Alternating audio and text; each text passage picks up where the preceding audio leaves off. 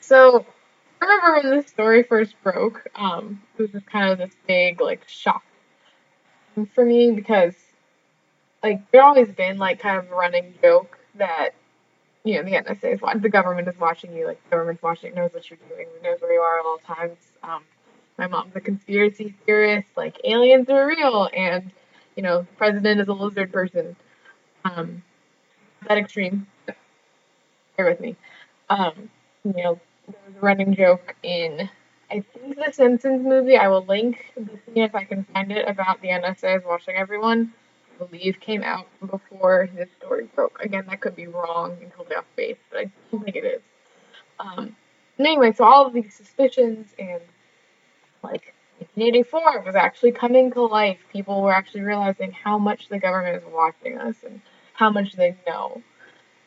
The thing I noticed was the first. I didn't notice when it first, like when the story first actually broke, but when I was watching the film, that the first news story that they broke was about um, phone carriers, which is really scary to think about because of how much information your cell phone carrier has access to and has rights to. I believe they own the photos on your phone.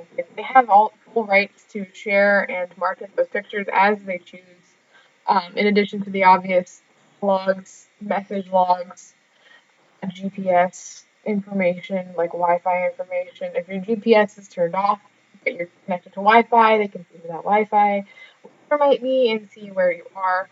Um, Kind of a terrifying amount of information that's being shared with government officials that probably don't have my best interests at heart.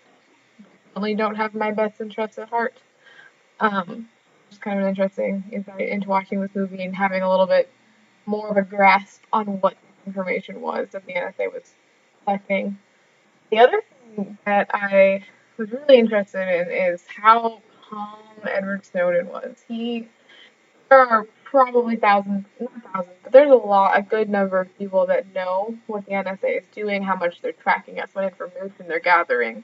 None of them stepped forward, and they've been tracking us for quite a while now. Nobody stepped forward until Snowden. So it's kind of interesting to see insight into the man. Is he doing this for ego? Is he doing this truly out of honor, for the good of the people?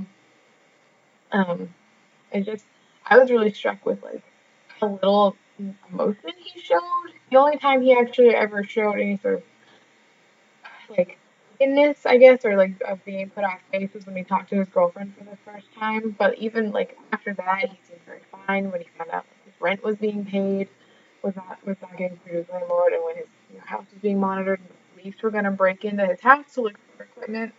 Like he knew all of this was going to happen, but it's still incredibly difficult to mentally prepare yourself for that kind of violation.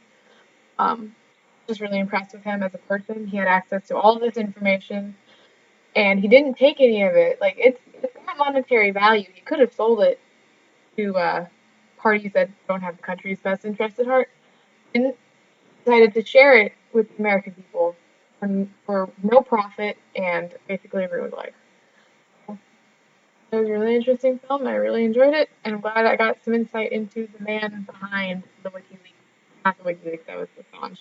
The behind the information dump.